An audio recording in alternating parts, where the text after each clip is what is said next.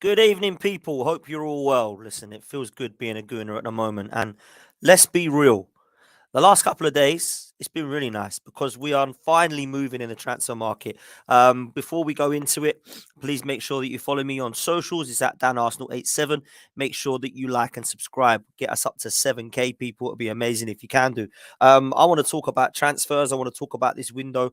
I don't want to talk about too many of the games. Obviously, we've got a big one coming up at the weekend, which I'm sure we'll touch on. Any questions, please smash them in. If you want to put a super chat, even better, you'll go to the front of the queue. You know how it works, people. Right. Where do we start? Well, of course, we start with Trossard, and we mentioned it last night on the Premier League fan debate. If you haven't gone and seen that, make sure that you do, people, because we had Maz, our Brighton fan, on talking about Trossard and his thoughts on that signing. Apologies in advance. I am going to be coughing and going on mute in this stream because I'm not feeling 100% tip top, and this cough is driving me insane. So I'm going to try and hold it in as best I can. So hopefully it doesn't disrupt the stream too much. Let's talk Trossard, people. A very good signing. Like, let's be real, a very good signing. Why? Premier League proven, number one. Premier League proven, and for me, on form as well. Even better. When you've got Premier League players that lose their form or that have at least proven themselves in the league, that's good. When you've got a Premier League player that's actually on form, even better. Number two, can play in multiple positions. We're hearing right, left, false nine, number 10, number 9. Across that front three is where we're short. And right now, this guy can help us. Like, honestly, superb. So I must say, someone's just made me laugh in the chat. Sorry. Excuse me. BX Gunner 81 has said, this Camavinga loan is legit. Oh my. And then he said, wrong emoji, Dan, but love the content. Thank you very much, my guy. Much appreciated it. Listen, people, not only is Trossard a good signing for those reasons, I honestly believe the fee is fair. I think it's good for both clubs. I really do. You know, I spoke to Maz last night. He said, I think this is good for Brighton. I think it's good for Arsenal, and I think it's good for the player. So with me, Trossard, £20 million, rising to 27 million with the add-ons, 28, Premier League proven, international player for Belgium, can play in multiple positions. I don't really think there's anything not to like, guys. I mean, some people, I'm sure, will definitely look at reasons to moan, but I'm with Wilson. I'm with Wilson big time. Big up Wilson. Says, listen, Trossard is Premier League proven, versatile, and a very good player, in my opinion. I don't really understand why anybody would moan at that. I'm sure there's some gooners out there that are, but I'll be very surprised if anyone believes this is a bad signing. Excuse me 1 second. Wow. So for me, it's going to be really interesting to see how he can fit into this side. Now, we believe that he's been registered in time to play on Sunday or at least be on the bench. And I think now already that firepower starting to get a little bit better, isn't it? You've got Vieira, you've got Smith Rowe back, you've now got Trossard. When Jesus comes back, you've got that added into the mix. Are we going to do anything else? I believe yes. And I'm hearing rumours that it ain't just going to be one player. We'll come on to that in a minute. I think what Trossard can also do is fit in well. I see the mentality side of things questioned. He's fallen out with the manager at Brighton and he's thrown his toys out the pram. I don't know what to believe. What I honestly believe is this. He's got 6 months left and thought, I fancy a new challenge. I'm 28. I've got one big contract left in me. He's seen at where Arsenal are at and thought, you know what? I fancy a move to London. They're in a title race. Let's go help them. And that, for me, is exactly what we need. And with 13x as well, it says spot on, Dan. Trossard is experienced, versatile, and can score goals. I think this is a great business by the club. I actually 100% agree. I don't know how people can look at this deal and think it's anything other than a good signing. So this is one that excites me. It's not the elite player. It's not the Mbappe. It's not a Mudryk who's young and got to be proven. It is a Premier League proven player. It is less risky. It is not huge money. He's versatile, can play in multiple positions. This is a great signing, people. We need to big up Edu and Arteta for this one because this one has definitely given a boost, let's say, to us Gooners over the last couple of days. This is a really good point, by the way, by Mr. Pads, and I wanted to bring this one up, and you beat me to it, Pads. Says, Dan, interestingly enough, our assistant Albert, AirPod Albert, as we all know him, made Trossard a regular starter for Genk when he managed them. So there's already a relationship there between the two. great point and a great reason as to why he's probably chosen Arsenal, along with, let's be honest, other clubs that were going to be interested. I believe Tottenham were looking at him, Brighton were looking at him. There's rumours that Tottenham offered 12 million. I don't know if that's true. They were never going to get him for that if that is the case. But I do think it's a really good signing. So is Trossard going to be the only one through the door? Well, it doesn't look like it. If you believe the rumours and you believe what you read on Fabrizio Romano's page, if you look at the Twitter pages all going mad, who is your go-to guy? Well, for me, it is Fabrizio Romano. And there's been a couple of others that have today suggested that Arsenal are becoming very busy. Now, there was rumours, wasn't there, the other week about Mudryk to Arsenal and Mudryk to Chelsea, and that Edu was in Poland. And everybody thought, what's he in Poland for? Um, I don't know if it's got anything to do with the fact that we are now linked with Jacob Kiwior. Now, I don't know much about him. I can't sit there and lie to you. A left-sided centre-back who's 6'2". He's 22 years old and, excuse me, is playing over in Italy. Now, he's a Polish international and a lot of people are saying he's highly rated. I can't sit there and give you any BS, guys. I do not know this player. I don't know why we were after him. All I can do is my little YouTube clips and my ITKs and speak to others, just like you guys are doing. I never have told anybody that I'm an ITK. And I've never come on here suggesting that I know a lot of things. I will always share information with you people that I receive. And all I've been told is that he's a good, young Polish centre back. And that's all I've been told. Now, why do we need a defender? You might hear me ask. Well, actually, we do. If you remember back to the Europa League games, which weren't that long ago, people, Gabriel was playing every game. Why? Because we don't have another left sided centre back. Rob Holding's been playing there. And I think it's fair to say that Rob Holding is a good squad player, but he's not really the guy that you want to be stepping in long term if there was a long injury to Gabriel. Now, we do have options at centre back because of what's happened with Ben White now. If Ben White and Saliba to form a partnership, or Ben White and Gabriel if Saliba was out, you could put Tomiyasu at right back. But there is no left-footed centre back at Arsenal other than Gabriel. And that's why I believe they've gone in for him. Now, I'm actually surprised that we've gone in with him for this window, because for me, there needed to be other priorities. The only good thing about that is perhaps they've looked at everything this window, and we're going to see in the next few days whether that's the case. Now, there was a lot of rumours that Arsenal were going to go in with a free transfer for the Stuttgart defender, Evan Indika. And I actually am a big fan of him. 23 years old, left-footed centre-back, playing for France. Another centre-back France have got. I mean, wow. Ndika, Kenyatte, Saliba. It keeps going on, doesn't it? Absolutely, the list goes on. But for me, that would have been a good signing. And perhaps we are still going to go in with that. We don't know. But it looks as if this is going to be a pretty much done deal if you read everything, or believe everything you read, should I say, that we're going to get this defender in. And I think he fits the mold. I think he fits the regime. He's an implementation yet again of a young player. And I think as a left centre back, we're going to need him. We're going to need him. Something me and Lee Judges are going to struggle with is saying his name. So let's just call him Kiwi, like 13X, shall we? Apparently it's Jacob Kiwior. I don't know if I'm saying that right, but I'm trying to do what I can as a best job that I heard earlier on Sky Sports. So we'll go with that. It's hard, isn't it? But when you don't know somebody that well, you can't really big them up and you can't really slate them. Let's give him a chance in an Arsenal shirt. I said the same thing with Tomiyasu, and that worked out well. I'd not heard of Tomiyasu. Some people had. I know Spurs were linked with him, and they ended up with Emerson Royale, which is fantastic as far as I'm concerned. Tomiyasu's come in and done a brilliant job for the Arsenal, in my opinion. So for me, it has to be give this guy a chance and see what he can do if he does sign for the club. That's the way I see it. Lots of reports as well of Fresneda. Now, Valladolid are apparently willing to negotiate a deal for Fresneda. I don't know if I'm saying that 100% right. 18-year-old right back.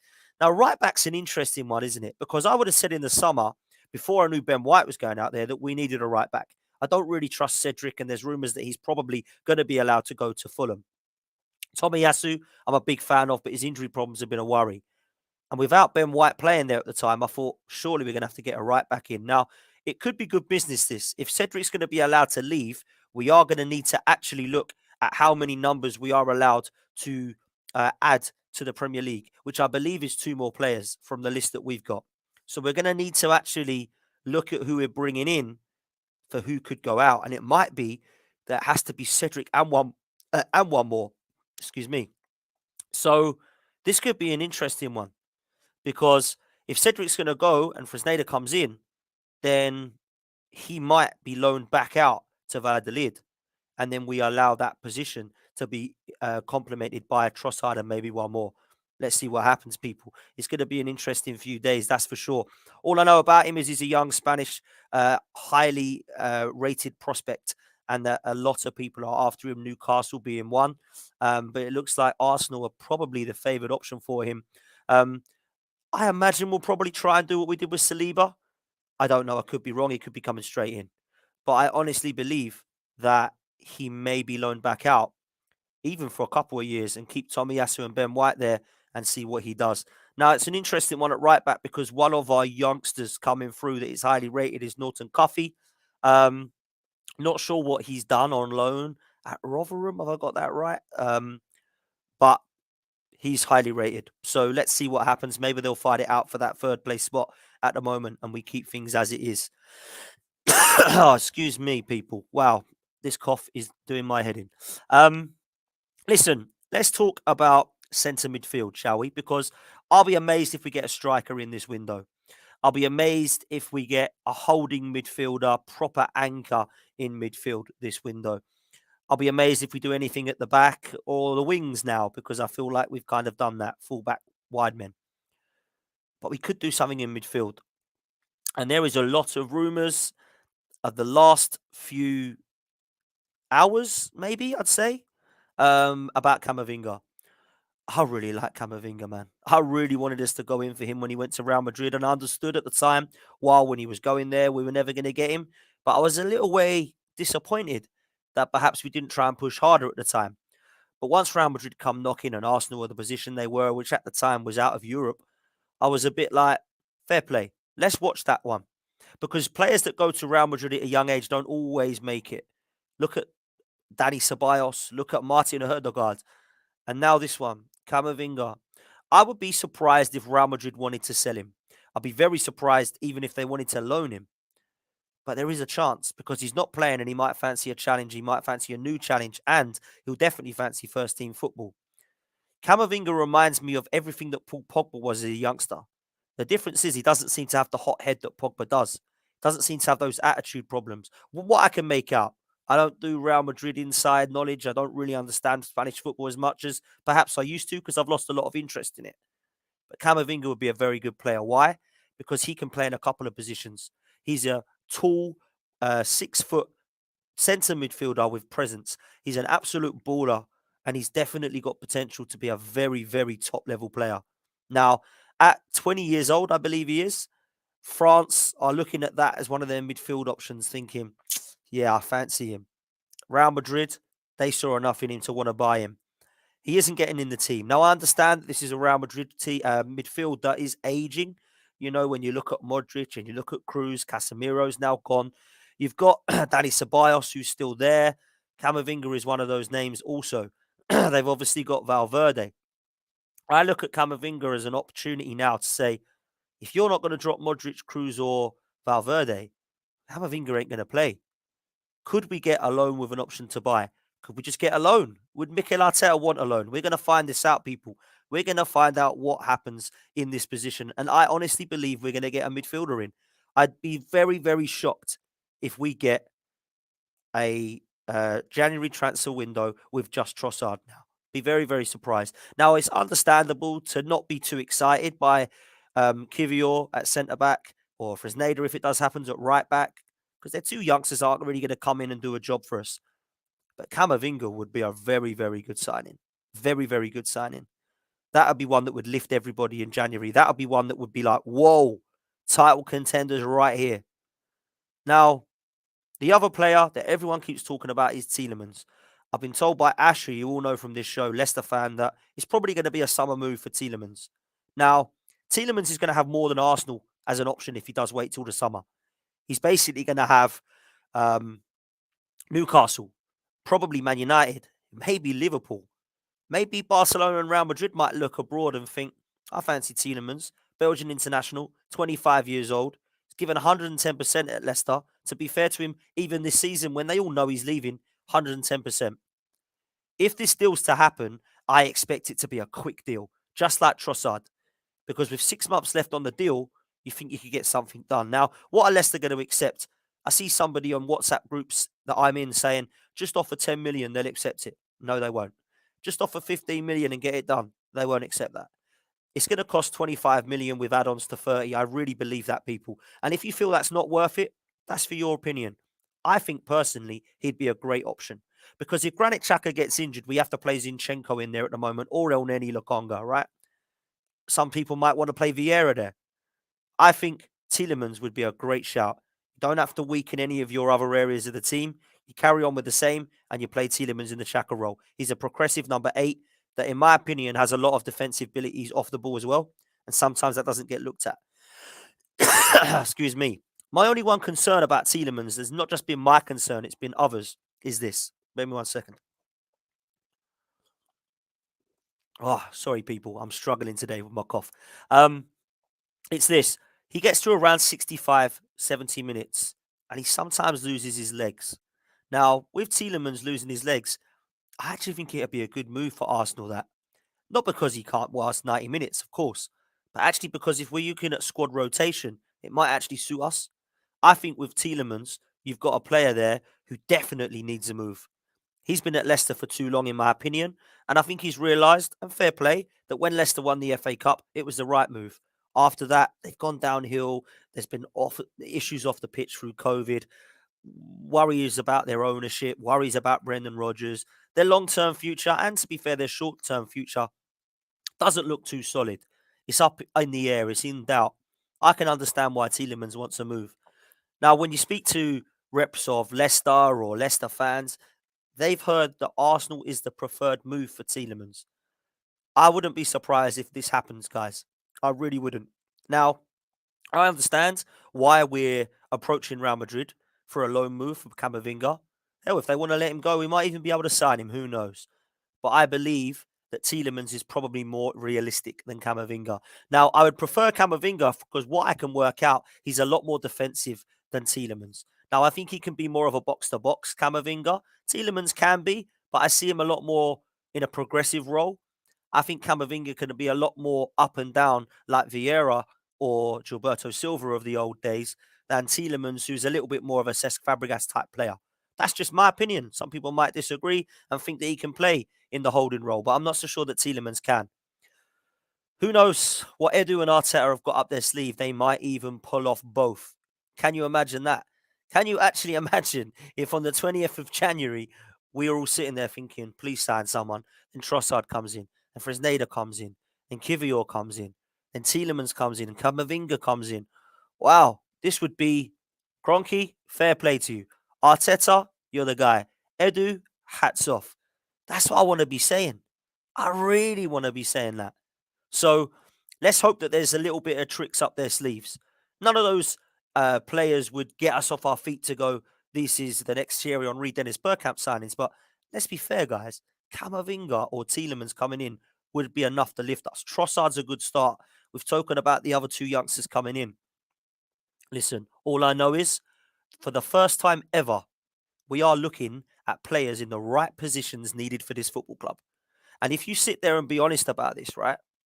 How many times back in the Wenger days did we need a Patrick Vieira replacement and we were linked with a left back? How many times were we crying out for a Sol Campbell to replace the likes of Mustafi or Sender Russell Sylvestre and we were linked with a right back? We would be praying for a centre forward and Carl Jenkinson would walk in through the door. Big up Carl, by the way. Massive gooner. Love him. But we wanted a centre forward, yeah? And we always ended up with a midfielder or a left back. This ain't no joke no more. Mate, who's just put that? 13x. Wow. I tell you what, it's as if I'm reading you tonight.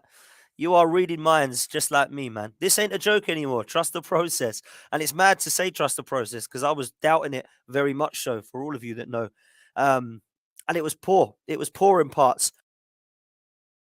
I said last night to a few of the lads, they said, look, I thought Arteta was running the club into the ground at one stage. And I said, look, it's fair. It's justifiable to have thought that. With 10 games without a win and 7 losses and 3 draws, listen, everybody thought it was poor. But my God, this season, it just seems to be getting better and better. I'm enjoying it, guys. I can't wait for Sunday. I'm absolutely buzzing. So that's the way I see it. When it comes to these players, Camavinga, how realistic? I'm going to give it a 5 out of 10. And the reason I'm giving it a 5 out of 10 is because it's just broke. I think it's 50-50 as to whether Real Madrid will let him go. And I also believe that there could be some problems long term with actually, is this going to be a player that could be an Arsenal player? Or are we just doing a try before you buy thing where he's going to have to go back to Real Madrid? So that one I give a 50-50. Trossard's a done deal. Looks like Kiwior is going to get done. I'll give that a 9 out of 10 because from what people are telling me, it's pretty much done. So that for me is probably going to happen. As for Fresneda, I'll give that one a 6 because for me, I think there's a few clubs that are interested in him, and I think it all depends on whether Cedric wants to go or not. Tielemans, I'm going to give it a 7 because I believe that he could go this window, and I do believe that Arsenal will be the preferred destination. So that's what I'm going to say for those ones. Make sure you smash your questions in the comments, guys, because I want to pick out a few. Do me a favor, put a Q so I know it's a question. Yeah, I'm happy to read out any comment. Ask me anything you want. Yeah, let's get interactive tonight, people. Smash your comments in, smash your questions in. And while you do that, before I select them, I'm going to go and talk about this Manchester United Arsenal game. Man United fans are cocky. Do you know why they're cocky? Because they think they're going to win on Sunday. They think they're back. Ten Hag has saved them. They've got the best side. They've got the best this. They've got the best that. Then Wednesday night comes. They're not even talking about the fact they dropped points. They're not talking about the 1-1. They're not talking about Elise's unbelievable free kick. What are they talking about? They're talking about Casemiro getting booked. He's out. He's suspended. That's it. We're not going to win now. Oh my God, this has ruined it. It's completely done. This is one player. Yeah? Oh, Arsenal will be the same if they lost Partey. We lost Partey at Old Trafford. Did we sit there and cry about it, or did we go and give him a good game? We went and give him a good game. So come on, United. If you're back, if you're the ones that are going to sit there and start explaining how fantastic you all are, then come and do it at our turf without Casemiro. See how tough it is. Come and do it, man. That's my ask to you. Come and get that confidence and bring it on the pitch, man. I'm quietly confident, as I always am at this season. Going into this game is, for me, a really good one because it's going to be a great game. It really is. Rashford's on fire. Arsenal are on fire. United are full of confidence. But they've dropped points. They're still behind us by quite some way. If we beat them, I don't think any of them will be talking about a title race. And that's what I want to do now. Shut them up. Nip it in the bud. Let's do it early. Come on, Gooners. Let's get behind the boys. Let's go for it. And let's know that if we play the way we have been, we'll be fine. We're at home. We've got that amazing Emirates crowd. The atmosphere is buzzing. And we've got a team at the moment that looks electric. Martin Odegaard, Thomas Partey, and Granit Xhaka, for me, will eat their midfield alive without Casemiro. It will be Fred and McTominay and Bruno, or it will be Fred, Eriksen, and Bruno. That, for me, is weak because it doesn't have the complements of all three of our midfield. Thomas Partey is that man mountain. Odegaard is an absolute magician. And Granit Xhaka this season has been Mr. Consistent. And all three of them are working. So you can't sit there and tell me that it ain't going to be any other midfield option than those three. And you're going to be questioning Manchester United's midfield 100%. Wout Weghorst is a striker that's going to be more of a option in the box, aerial threat. I like the player. Not going to sit there and slate him. I think it's actually quite an interesting signing for Manchester United. And Marcus Rashford is on fire. So we know how to do it. We know how to stop teams. Ben White, Zinchenko, Martinelli, Saka, I trust them. Yeah, I trust them. I'm going all out. Arsenal 2, Manchester United 1. Victory, 3 points to the Arsenal. And we move. We move indeed. Chaitanya, big up yourself, man. You're such a ledge, man. Another super chat from Chaitanya. Big up yourself, bruv. Says, Dan, how much are you interested in the Europa League? Honestly, I want the team to go all out for the title. Chaitanya, what a question. Okay, let me be real. This January transfer window, we should be looking to compete in all three of these trophies. That doesn't mean that we play the first 11 every single game and burn them out. What it means is that we utilize squad rotation in the right way. I don't want to be playing B teams against Europa League sides this early. I don't want to be playing B teams in the FA Cup games this early. Now, we've got Manchester City. We've got Manchester City next Friday night, and I expect to see a first 11 out, which means that we're going to have to use that game as one of our Premier League games and just accept that Manchester City, we got to go to their place. We've got to beat them if we want to get in this competition. Listen, Europa League. I love the FA Cup. I absolutely love the FA Cup. But if you was to say to me now, you have to scrap one, I would go with that one. And let me tell you why. We have proven 14 times that we can win that competition. We don't have a great history in Europe. I think we could do a title in Europa League double if we get a couple of players in this January transfer window. There we go. I've said it, people. 450 of you watching live. Please smash a like on this video. I beg you. If you all hit a like and subscribe, you'll hit me up to 7K, and that is my target. Please do that. I would love you forever. All you got to do is click 2 buttons. It's absolutely free. Takes you no time at all. You don't even have to come off the stream. There we go, people. I appreciate that, guys. Listen, Chaitanya, I appreciate you, and I love you as always. Europa League, for me, has to be still a priority as well as the league. What I don't want to do is chuck everything on the title, it go wrong, and we're out of everything, and we finish third, second, and have a good go at it, but we're all disappointed when we're trophyless again. So for me, I think at the moment we've still got enough to look at all three. When we hit February, March, Chaitanya, we may have this discussion again and see where we're at. But I love the super chat, love the question, and much love, bruv. Much appreciate that. Joanne has asked, Dan, what do you think the score will be? I believe we will win 2-1. I think Manchester United are going to come at us, but I still think we're going to have enough. And for me, I'm going to go 2-1 to the Arsenal. Pat Gia says, we need Tielemans right now if we want to go all the way in the league and the Europa. Tielemans is an option that I literally would love to see. Keenan says that he's been calling for Camavinga since he fell out with Ancelotti. If we get him, we'll be the new Man City. Champions League and Premier League trophies. It's going to fill the cabinets at the Emirates. I love the optimism, man, and I hope you are damn right, because I'd love to see it.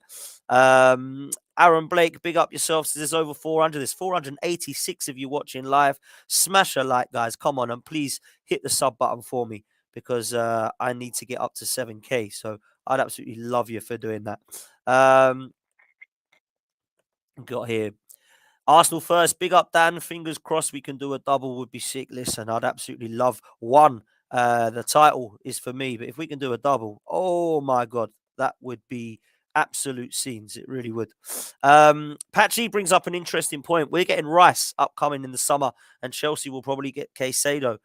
We move Declan Rice and a striker, for me, would just be unbelievable in the summer. I look at players like Tammy Abraham, Victor Osimhen over in Napoli, absolutely killing it. For me, those two signings would take us to the absolute top. I think Declan Rice can play in our midfield now with Partey and Ødegaard. I love Xhaka this season, but of course, touching 30 and probably being the one that I would say is less important than Partey, and that's really harsh on the season he's had. I think we can definitely have enough competition in there, considering we'll be in 4 competitions. Who have we got here? We have got... Oh, we've got Kwame. Listen, big up, bro. I love this program from Nigeria. Big up yourself, man. Thank you so much for watching. Absolute legend. We have Imti, who says, Dan the GOAT. Listen, I don't know about that, but I appreciate the compliment, man. Thank you very, very much. And Steven says there's 131 likes. We've got 500 people watching, 513 people watching. Come on, people. Smash the like button. We need to get up to 250 ASAP. Yeah? All you got to do is hit a like, press a button. It's easy. Does so much for me, and I'd love you forever. Much appreciate that. And please smash a subscription so we can get up to 7K. That's all I want. I don't want 70K. One day maybe. Just 7 will be nice for now. So please make sure you help me get that, people. Absolutely love this from Alan Thompson. He says, "This is breaking news, Dan. The RSPCA have banned all Spurs players from owning dogs as they cannot hold on to a lead." I absolutely love that. What a shambles that was last night from them. What a display. Unbelievable. Yet again, tactically clueless from Antonio Conte. A manager, I hold my hands up, that I wanted at Arsenal a couple of years ago because I felt we needed a winner with a CV. Oh my God, we escaped and dodged a bullet, it seems. Excuse me. Pat Gia says, Dan, what do you think about putting Trossard as a false nine? His finishing is crazy good with both feet. Yes, I really like it, mate. And I think that although Eddie deserves his flowers at the moment, if things were to go wrong there and there was an understanding of perhaps Jesus not coming back as quick as we might hope, which I hope is in late February, I think Trossard has been bought for that, bruv. I really do, Pat. I think he's been brought to play across the front three, and I think at right, at left, and through the middle, he can do that job. So let's see what happens. Omar says, big up, Dan, new subs. Listen, if you're a new subscriber, let me know in the chat. I'd absolutely love you. That'd be amazing. Please make sure you are doing that, liking and subscribing means the world to me. DJ stays focused, says, I love your interviews and insight on the AFTV channel, Dan. Love to all my Gunners family. Well, thank you, my guy. That's really kind of you, and I much appreciate that. Antonio Warder says that Camavinga needs to learn how to play centre midfield. He is too flair. I think he's young. I think Mikel Arteta has proven that he can work with young players. And if you look at the progression of the Smith Rowes, the Sakas, the Martinellis, and this season, Eddie Nketiah, Ben Whites, Aaron Ramsdale's, Tommy Asu's, Tierney's, the list goes on.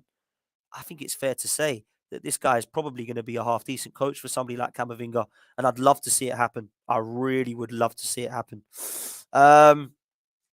Prince says, I like your content. Well, thank you very much, my guy. I much appreciate that, man.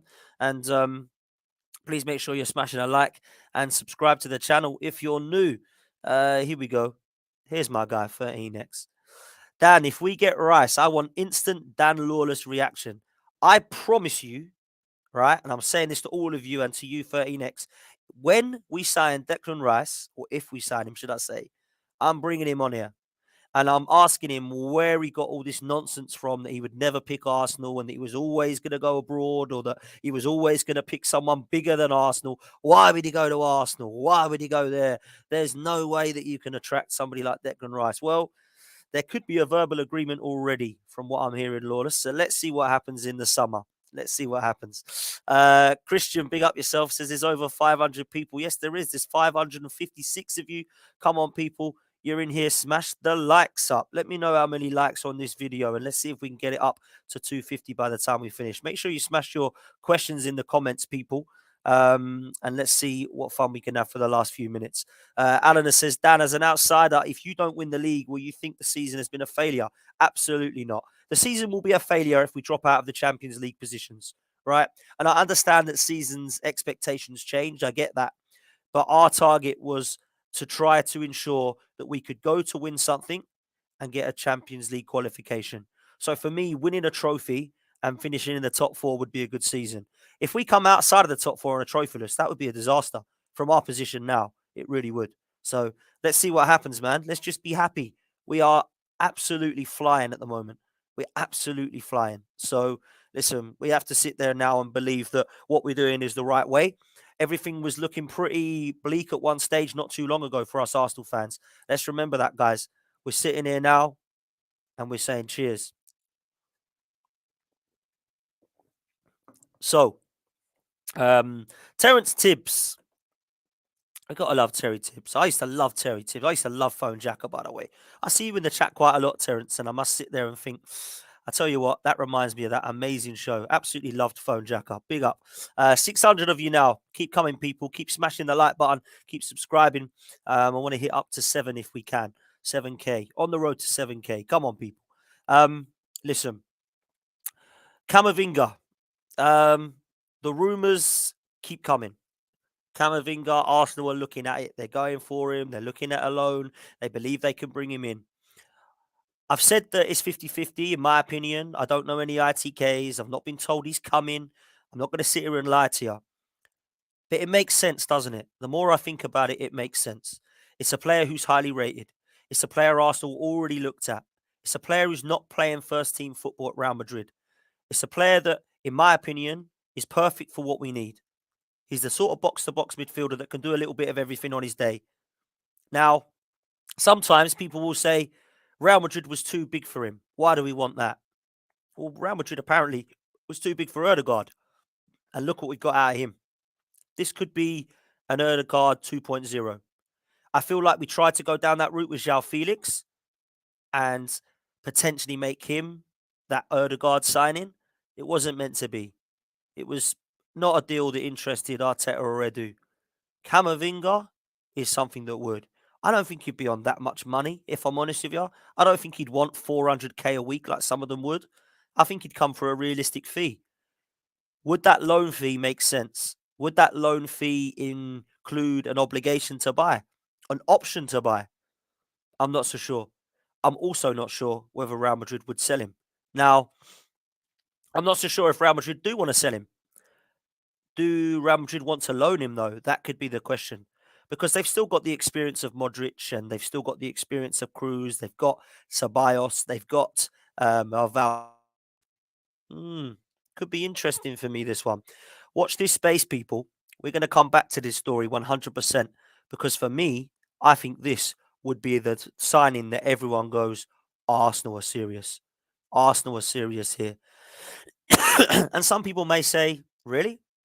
It's not Patrick Vieira. But when you look at it, this makes sense. And this is a player that everyone will go, wow. And I kind of feel like Edu and Arteta will look at that Modric deal and go, do you know what? As much as we're happy, we've got Trossard, better deal, less risk, less money. It's not going to make the Arsenal players go, whoa. I think Camavinga would. I think Camavinga would make Arsenal fans and neutral fans go, I can't believe it. Arsenal are signing Camavinga from Real Madrid. Yeah? Now, do Real Madrid look at this deal in another way? Do they look at this deal and think, might have to learn here? We let them have Erdegaard. Look at him. We might have to learn here. So, do they look at that and think, we'll loan him, but they ain't having him this time? He's coming back to us. Would you take that, people? Let me ask you this. 711 of you watching now. Would you take Camavinga on loan knowing he had to go back to Real Madrid? Or are you only going to be happy with the deal if we can get him at the end? Because wouldn't it be frustrating if he's the reason that, let's say we won the title and then we have to let him go back? Be interesting, won't it? Will they let us do a deal at the end of the season, whatever? If he wants to come to the Arsenal, would he be able to talk to his mate Saliba and say, I fancy coming. I don't want to go back to Real Madrid. I don't play. This is the thing. A lot of people say they'll take the loan all day long. I think I'm with you. Pat Gia says Camavinga on loan. Let's get it. Mainstream, I'll take the loan deal. Listen, it's absolutely mad, isn't it? I'll take the loan. Yes. I love this from Archangel as well. Big up, Archangel. Steady on, Dan. Bowley will probably offer 100 million to loan him. Let's not even go there. Let's not talk about Chelsea, right? Let's not talk about Chelsea. Let's concentrate on what we're doing, bruv. But I'm absolutely with you, Archangel. They need to stay the hell away. Listen, people, it's actually really exciting because for the first time in a long time, it proves Arsenal are not just looking at players, they're looking at players that we need in the right positions. Fresneda's a right back. If Cedric goes, we need one. Kiwior, left centre back, we need a left centre back. Camavinga, Tielemans, both in midfield. One more holding, one more centre midfield. Need both positions covered. Trossard can cover all three positions. Guys, this is really good stuff. Now, I'm talking as if we've signed all these players. It's not the case. But what's really exciting for me is that we're all on the same wavelength for once. We know where the positions are that we need to be filled. And it's like we're playing football manager, but actually it's kind of happening alongside it. We're looking at some of these players going, Trossard, I fancy him. Next week we've signed him. Wow, didn't see that one coming. People yesterday in my chat, Camavinga on loan. I was like, BS, that ain't going to happen. Today, we're linked with him. I tell you what, if we get Camavinga, we are serious this season. We're serious already, people. Let's be real. Yeah, we are serious already. But these names that are being linked at the moment, the reason it excites me is because they're positions that we are so short in that we can come in and, in my opinion, boost up and give us some strength in depth.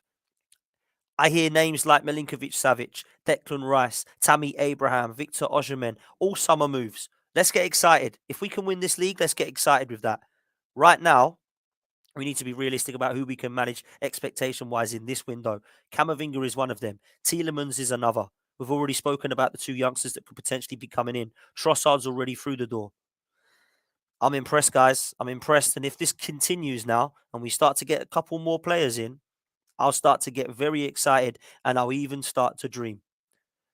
Some would say last night, some people were dreaming. I can't lie, I was one of them. When they went 2-0 down, Man City to Spurs, I thought, we're going to win this league. And then what happened? Probably the worst thing that could have happened as far as Arsenal were concerned, because they know that Man City have that in them. And you know the most important thing? Man City now know that they've got it in them again. They weren't looking great, in my opinion. Over the last few weeks, I've not been impressed. They looked terrible in that first half. But you know what? They look brilliant in the second. Now, a lot of people will say Arsenal looked brilliant in the first, but Tottenham were poor. Man City looked brilliant in the second, Tottenham were poor. I think it is both. But you know what? Man City did look good. And I just want to finish off with the Mahrez thing, because I think he deserves a hell of a lot of respect, you know. He's the player who goes under the radar. He's the guy who's Mr. Consistent every year, whether it be for Leicester or Man City. I don't think people talk about how good he is enough. People want to talk about Foden. Mahrez has been much better than Foden this year. Absolutely superb, mate. Superb. Last night, that second half performance was outstanding from Mahrez. Absolutely outstanding.